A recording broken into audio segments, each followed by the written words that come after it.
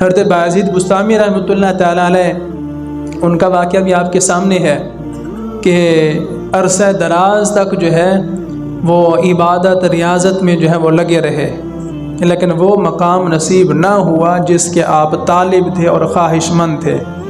آخر کار ماں کی خدمت میں جو ہے وہ گر پڑے اور دن رات ماں کی خدمت میں مصروف رہے۔ فرماتے ہیں کہ ایک دفعہ سردیوں کی رات تھی، میری والدہ نے جو ہے وہ پانی مانگا مجھ سے کہ بایزید پانی پلاؤ۔ میں جب پانی لے کر واپس آیا تو میری والدہ سو چکی تھی۔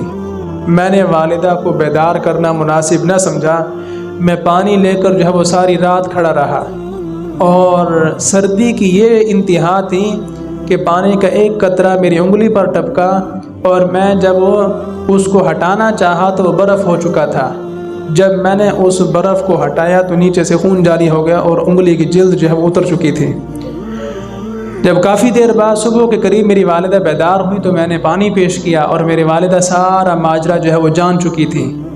تو میری والدہ نے اللہ کی بارگاہ میں ہاتھ اٹھایا کہ یا اللہ، میں بایزید سے راضی ہوں، تو بھی بایزید سے راضی ہو جا۔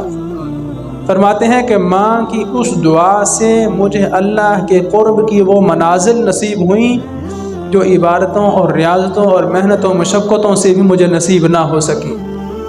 تو والدین اللہ رب العزت کی بہت بڑی نعمت ہیں اولاد کے لیے۔